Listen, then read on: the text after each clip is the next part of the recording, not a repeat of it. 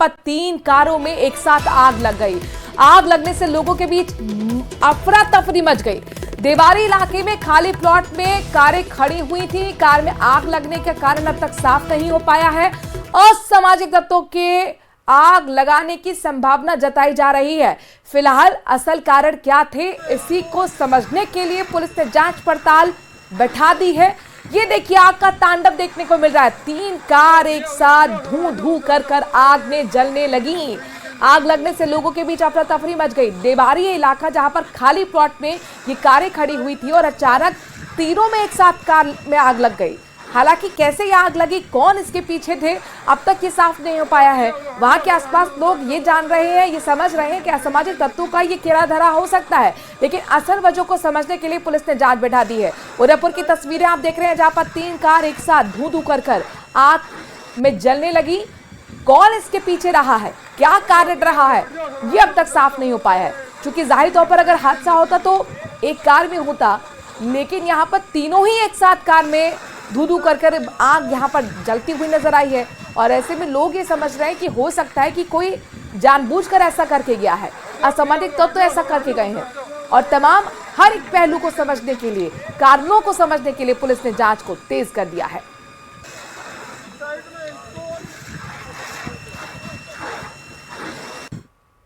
और श्रीगंगानगर से आपको हादसे की तस्वीरें दिखाते हैं। सड़क हादसा हुआ है। दरअसल पदमपुर में बस और बोलेरो में भिड़ंत हो गई। भीषण हादसे में 3 लोगों की मौत हुई है। मृतकों में एक महिला भी शामिल है। सूचना के बाद पुलिस मौके पर पहुंची।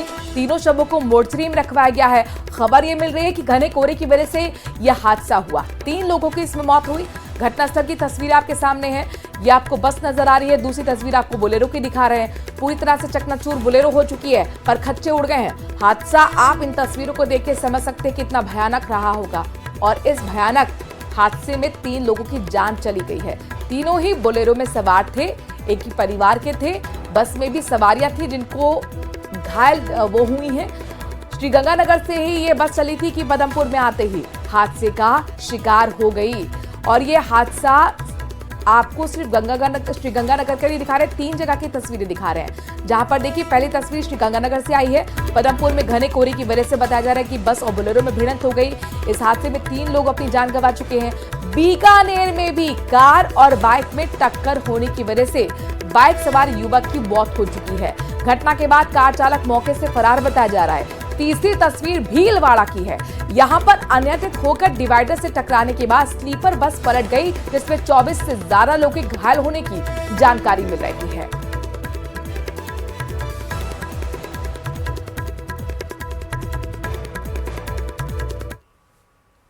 अलवर से बड़ी खबर आपको बताते हैं। सीवरेज लाइन धंसने से डंपर फंस गया और वैशाली नगर थाना क्षेत्र के शोरूम में यह हादसा हुआ है। हादसे में बाल बाल ड्राइवर की जान बच गई। गड्ढे में पूरा डंपर समा गया है। ये तस्वीरें देखिए जरा, स्पॉट की, घटनास्थल की। डंपर को बाहर निकलवाने के लिए कोशिशें की जा रही हैं। मौके पर पुलिस प्रशासन मौजूद है। रोड के चारों तरफ बैरिकेडिंग की गई है। स्थानीय लोगों को वहां पर जैसे ही जानकारी मिली पुलिस को इत्तला किया गया। भीड़ इस वक्त वहां पर जुटी हुई है। क्रेन के जरिए डंपर को निकालने की कोशिश। देखिए पूरा का पूरा जो डंपर है वो इतने बड़े गड्ढे में समा गया है। और ये बड़ी बात है, ये कहीं ना कहीं ऊपर वाले की कृपा होगी कि जो ड्राइवर है वो बाल बाल बच गया है। हादसा जानलेवा नहीं हुआ, ये एक बहुत बड़ी गनीमत रही है। लेकिन किस तरीके से पूरा का पूरा डंपर देखिए सीवरेज लाइन धंसने की वजह से पूरे गड्ढे के अंदर समाया हुआ नजर आ रहा है। अभी भी डंपर धंसा हुआ है और इसे निकालने के लिए क्रेन को बुलाया गया है। क्रेन की मदद से इसे बाहर निकाला जाएगा।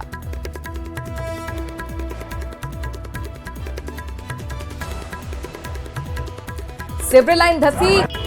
अलवर के दिल्ली रोड पर जो जेस 4 व्हील शोरूम है उसके सामने आज एक डस्ट से भरा हुआ जो डंपर है वो सीवरेज लाइन धंसने के चलते अंदर धंस गया।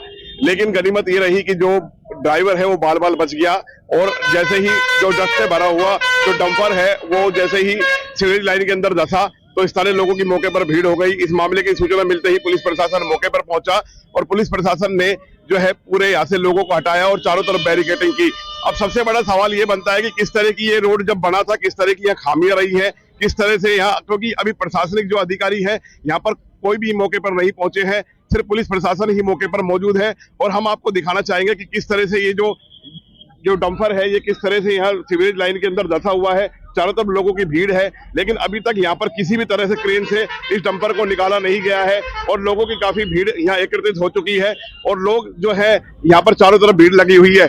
लेकिन ये जो डंपर है वो नारायणपुर से जस्ट भर के और ये बगरतराय की तरफ और जा रहा था, तभी अचानक से जैसे ही ये यहाँ पर मौके पर पहुंचा तो जो है सीवरेज नीचे से निकल रही थी लाइन और अचानक ये जो है नीचे धंस गया और धंसने के चलते जो है अचानक से जो ड्राइवर है वो बाल बाल बच गया, नहीं तो बहुत बड़ी जनहानि हो सकती थी। और इस जो ये रोड है ये इस पे भारी वाहनों का आवागमन भी है और यहाँ से जो है दिल्ली की तरफ भी वाहन निकलते हैं और आसपास यहाँ कॉलोनी भी है, वहां से जो स्थानीय लोग हैं वो भी अपने यहाँ दोपहिया चौपहिया वाहन लेकर निकलते हैं।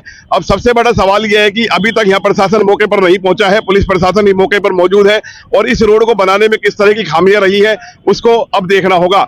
नितिन शर्मा, न्यूज 18 अलवर। और अब बात करते हैं, पुलिस पर सवाल उठाए हैं। याचिकाकर्ता को पूरी डिटेल पेश करने के आदेश दिए गए हैं। राज्य सरकार को जवाब पेश करने के लिए समय दिया गया है। राज्य सरकार को 2 हफ्ते का समय दिया गया है। रामकेश मीणा की जनहित याचिका पर यह आदेश कोर्ट की तरफ से दिए गए। आपको बता दें कि मुख्य न्यायाधीश MM श्रीवास्तव और जस्टिस उमाशंकर व्यास की खंडपीठ ने ये बड़े आदेश दिए हैं। सभी की निगाह हाईकोर्ट पर टिकी हुई थी। आखिरकार इस मामले में क्या आदेश निकलकर सामने आएगा। हाईकोर्ट ने याचिका की मेंटेबिलिटी पर सवाल उठाते हुए डिटेल पेश करने के आदेश याचिकाकर्ता को दिए हैं। इसके साथ साथ राज्य सरकार को भी अपना पक्ष रखने के लिए कहा है, यानी जवाब पेश करने के लिए समय दिया गया है। 2 हफ्ते का समय राज्य सरकार को दिया गया है। आपको बता दें कि रामकेश मीणा की तरफ से जनहित याचिका लगाई गई थी और उसी पर मुख्य न्यायाधीश MM श्रीवास्तव और जस्टिस उमाशंकर व्यास की खंडपीठ ने ये बड़े आदेश दिए हैं।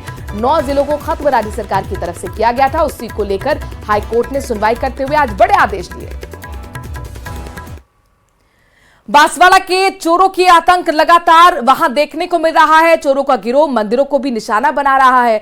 रविवार को तलवड़ा के जैन मंदिर में चोरों ने वारदात को अंजाम दे दिया, जिसमें अनुमानित तौर पर 20 से 25 लाख रुपए के नुकसान की आशंका जताई जा रही है।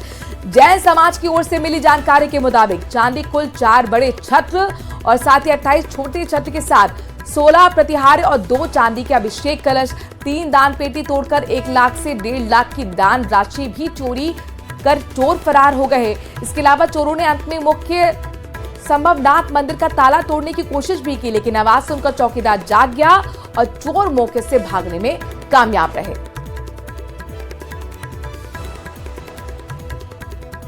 हमारे तलवाड़ा जैन मंदिर में कुछ बदमाश अंदर घुस के और मूर्तियों पे लगे चांदी के छत्र चोरी करके ले गए। मैं भी मौके पर आ गया हूँ। SHO साहब खुद आए हैं, हम स्टाफ और सारी टीम लेके आए हैं। घटना स्थल हमने देख लिया है और भी कैमरे हम दिखवा रहे हैं। हम शीघ्र से शीघ्र कार्रवाई करें। उधर पाली में भी सर्दी में चोरों का आतंक लगातार बढ़ता जा रहा है। बीती रात चोरों ने औद्योगिक थाना क्षेत्र की लेबर कॉलोनी में 2 चोर चोरी करने के इरादे से घुसे और मकान का ताला तोड़ने की कोशिश कर रहे थे। इसी दरमियान पड़ोसी की नींद खुल गई और उसने पड़ोसियों को भी जगाकर बाहर बुला लिया। दोनों चोर मौका देखकर भाग निकले। वहीं पड़ोसियों की सजगता की वजह से ही चोरी की बाधा टल गई। ये पूरी घटना CCTV में कैद हो गई। देखो, आपको रेड सर्कल में दिखा रहे 2 चोर जो हैं वो आपको 9-2-11 होते हुए नजर आ रहे हैं। क्योंकि बराबर वाले मकान में एक शख्स बाहर निकलेगा, वो आपको वीडियो हम दिखा रहे हैं। ये देखिए, दोनों चोर भागते हुए नजर आए। क्यों नजर आए? क्योंकि ये पड़ोसी की सजगता थी। ये देखिए, जो शख्स है वो बाहर निकल आया खट्टर पट्टर की आवाज सुनकर और उसके बाद ये चोरी की वारदात टल गई।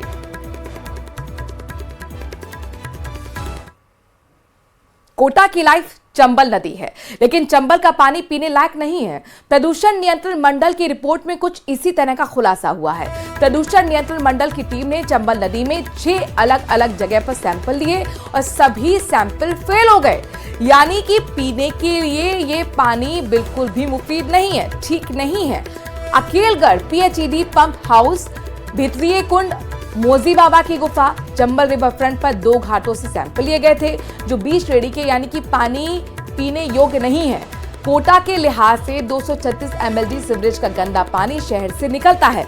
इसके ट्रीटमेंट के लिए 8 सीवरेज ट्रीटमेंट प्लांट है जिनकी क्षमता 158 mld है, लेकिन हकीकत में ये प्लांट सिर्फ 80 mld पानी ही साफ कर रहे हैं। ऐसे में 155 mld दूषित पानी सीधे चंबल में जा रहा है और यही वजह है कि गंदा पानी चंबल को दूषित कर रहा है। कोटा की लाइफलाइन चंबल नदी लाखों लोगों के लिए जीवनदायिनी, लेकिन गंदे नाले के पानी के चलते यहाँ का पानी इतना दूषित हो गया है कि पीने लायक नहीं बचा है। प्रदूषण नियंत्रण मंडल की रिपोर्ट से कुछ इसी तरह के खुलासे हुए हैं। प्रदूषण नियंत्रण मंडल ने 6 जगह पर चंबल नदी के सैंपल कलेक्ट किए और जो उनकी रिपोर्ट आई है वो हैरान कर देने वाली है। सभी के सभी सैंपल फेल हो गए और सभी से ये साफ हुआ कि ये पानी पीने लायक नहीं है। फिलहाल चंबल नदी के तट पर ही हम खड़े हैं और तस्वीर अपने आप में बोलेगी, बताएगी कि क्या है, किस तरह की है, किस तरह से चंबल नदी में एक के बाद एक नाले इस तरह से गिरते हैं और यही चंबल नदी को दूषित बना रहे हैं, जिनकी वजह से ये पानी पीने लायक नहीं है। प्रदूषण नियंत्रण मंडल ने अकेलगढ़ पीएचडी पंप हाउस, भितरिया कुंड, मोजी बाबा की गुफा, चंबल रिवर फ्रंट पर बना फव्वारा घाट और पूर्वी किनारा, वहीं सिंह घाट के पास से ये सैंपल लिए जो कि बी कैटेगरी में मिले हैं और ये पानी पीने योग्य नहीं है। दौसा में सब इंस्पेक्टर भर्ती परीक्षा को लेकर कैबिनेट मंत्री किरोड़ीलाल मीणा के भाई और बीजेपी नेता जगमोहन मीणा का बड़ा बयान सामने आया है।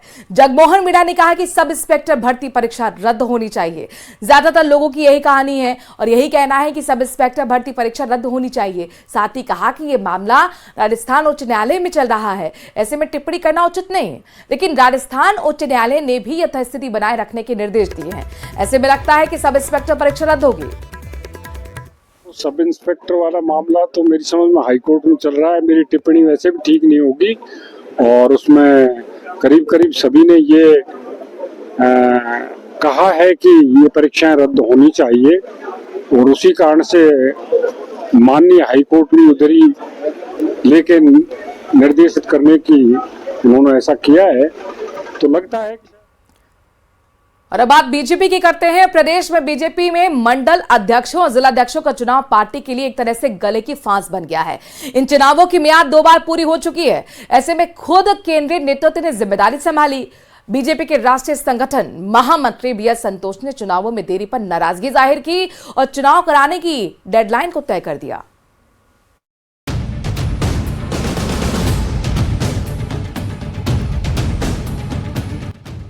बीजेपी संगठन चुनावों में देरी।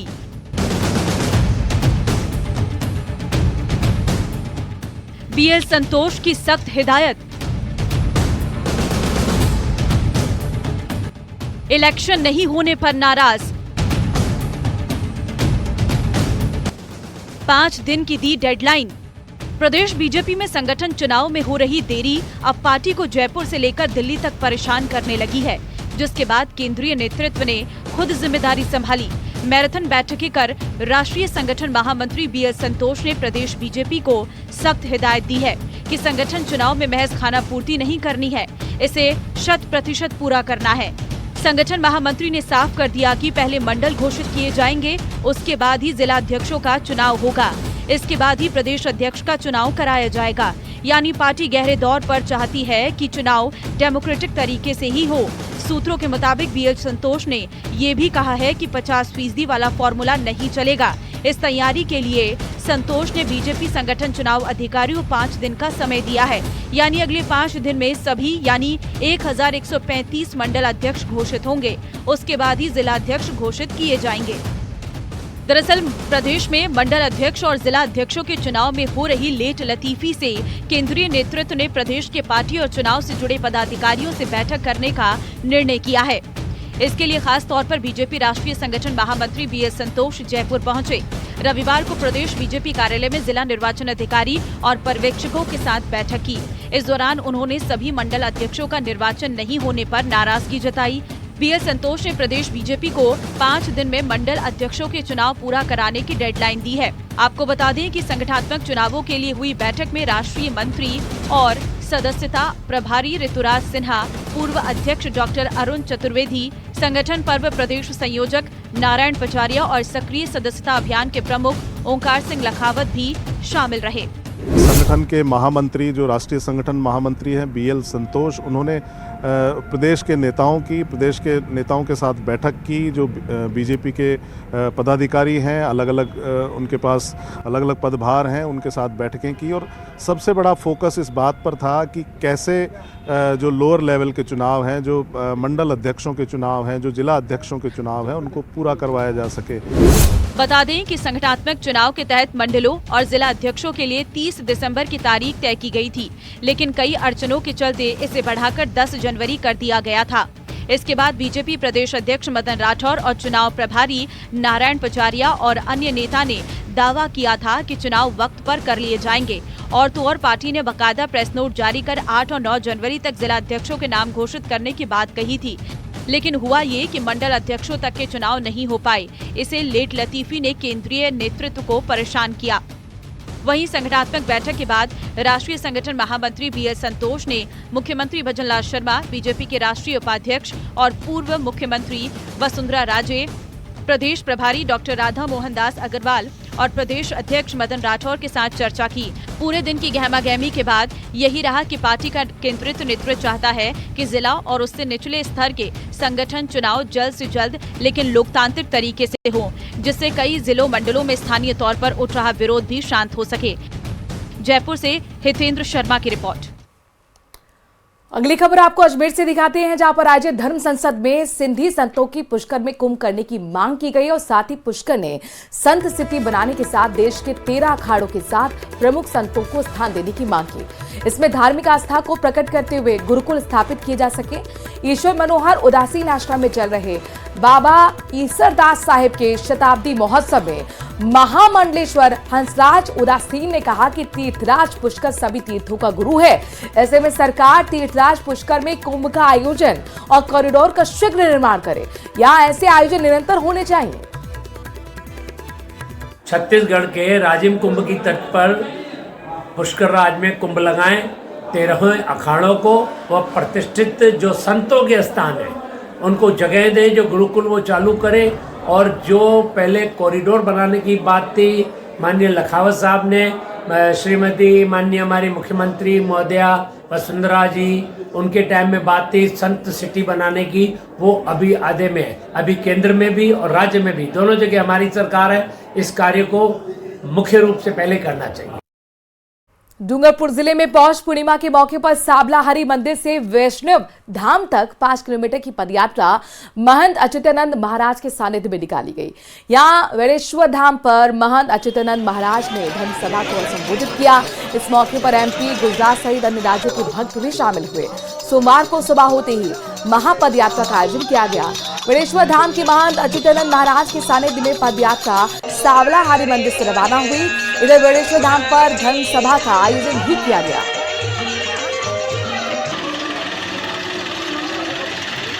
मकर स्नान हो रहा है वहाँ प्रयागराज में, और एक मकर स्नान हो रहा है यहाँ पर वेणेश्वर धाम में। यहाँ की आंचलिक संस्कृति के साथ में भक्त लोग भगवान के चरणों में वेणेश्वर धाम में स्नान करके अपने आप को निष्पाप करेंगे और भगवान की भक्ति में अपने आप को चरितार्थ करेंगे। आज संगच्छध्वम संबुद्धम संभो मनान से जानता, साथ चलो साथ बढ़ो, इस भाव के साथ ये पदयात्रा हमें धर्म के मार्ग से जोड़ रही है और समाज को एक कर रही है। यही सबसे बड़ा संदेश इस गादी से हो सकता है। अगर दिल में जज्बा जुनून हो तो फिर उम्र कोई मायने नहीं रखती कि आप छोटे हैं या फिर बड़े। ये है 15 साल की सानिया, जिनकी स्टोरी हम आपको दिखाने जा रहे हैं।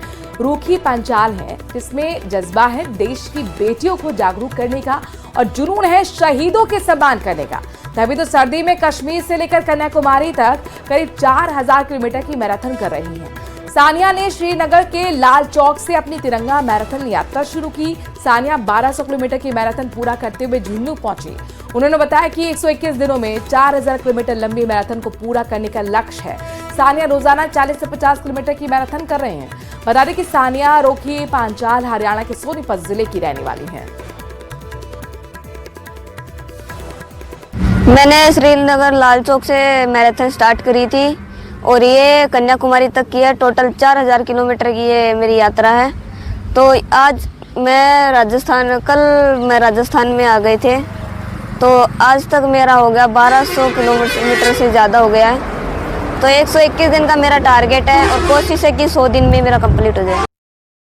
और अब बात सर्द होते मौसम की करते हैं। राजस्थान में मौसम के बाहर अचानक बदलाव के कारण ठिठुरन बढ़ गई है और मौसम विभाग ने भी कड़ाके की सर्दी को लेकर प्रदेश के 15 जिलों में येलो अलर्ट जारी किया है। साथ ही कोहरे और शीतलहर के चलते जयपुर समेत कई जिलों में 1 से लेकर 8वीं तक की कक्षाओं के बच्चों की छुट्टी कर दी गई है। तो जयपुर समेत कई जिलों में 1 से 8वीं तक के स्कूल्स बंद हैं। शीतलहर के चलते छुट्टियों को घोषणा की गई है। शीतलहर लगातार अपना असर दिखा रही है। मौसम से जुड़ा बड़ा अपडेट आपको दे दें कि आज भी प्रदेश के 15 जिलों के लिए येलो अलर्ट जारी किया गया है, यानी कि कुल मिलाकर घना कोहरा रहने के आसार हैं और कोल्ड वेव चलने के आसार है। यानी कि शीतलहर से आपको बचना है तो आप पूरी तरह से ढक कर रहें। और देखिए किस तरह से 4 तस्वीरें आपको दिखा रहे हैं जहां पर अमूमन एक सा ही नजर आ रहा है, चाहे श्रीगंगानगर हो, झुंझुनू हो, सवाई माधोपुर हो या फिर कोटा। यहां हर शहर घने कोहरे के आगोश में समाया हुआ नजर आ रहा है। ऐसे में रफ्तार पर पूरी तरह से वाहनों के ब्रेक लग गया है। हेडलाइट और फॉग लाइट जलाकर यहां वाहनों को अपना वाहन चलाना पड़ रहा है। राजस्थान में शीतलहर की वजह से ठंड का सितम जारी है। मौसम विभाग ने आज भी प्रदेश के 15 जिलों में घने कोहरे का अलर्ट जारी किया है, जिसमें राजधानी जयपुर सहित कई जिले शामिल हैं। वहीं यदि बात करें पूर्वी राजस्थान की, तो पूर्वी राजस्थान के 12 जिलों में येलो अलर्ट जारी किया गया है। वहीं पश्चिम राजस्थान के श्रीगंगानगर, हनुमानगढ़ सहित 3 जिलों में येलो अलर्ट जारी किया गया है। मैं दिखा रहा हूँ जयपुर का हाल, जहाँ आप देख सकते हैं कि स्टैचू सर्किल पर कोहरे का असर जो है अभी भी देखने को मिल रहा है, लेकिन कल के मुकाबले आज जो कोहरा था कहीं ना कहीं छटा हुआ नजर आ रहा है। यदि आसमान की बात करें तो भगवान सूर्य कहीं ना कहीं ओझल हुए इस वक्त नजर आ रहे हैं। सूर्य की किरणें अभी तक नजर नहीं आ रही, लेकिन राहत की बात यही है कि कल मकर संक्रांति है, 14 जनवरी है और उस दिन पतंगबाजों का दिन है। ऐसे में मौसम विभाग ने साफ कर दिया कि कल का दिन जो है वो साफ रहेगा। कल बारिश की जो संभावना है कहीं ना कहीं जयपुर में तो कम है। वहीं प्रदेश में अब तक जहां पर मावठ देखने को मिलती है, आज मावठ से भी कहीं ना कहीं राहत है। तो आने वाले दिनों में मौसम कहीं ना कहीं साफ रहेगा। हाँ, ठंड जरूर रहेगी, लेकिन कल मकर संक्रांति पतंगबाजों के लिए खास रहेगी, चूंकि मौसम जो है उनका साथ देने वाला है। कैमरा पर्सन अविनाश के साथ विष्णु शर्मा, न्यूज 18 राजस्थान, जयपुर। तो प्रदेश में पश्चिमी विक्षोभ का भी असर कम होते ही कड़ाके की सर्दी और शीतलहर का दौर शुरू हो गया है। जैसलमेर में आज दूसरे दिन भी घना कोहरा छाया रहा। यही वजह है कि 8वीं कक्षा तक के अवकाश घोषित कर दिए गए हैं। जिले में सबसे कम तापमान 6.6 डिग्री दर्ज किया गया है, तो वहीं दिन के पारे में भी 3 डिग्री की गिरावट दर्ज की गई है। यही कारण है कि अधिकतम तापमान 18 डिग्री दर्ज किया गया।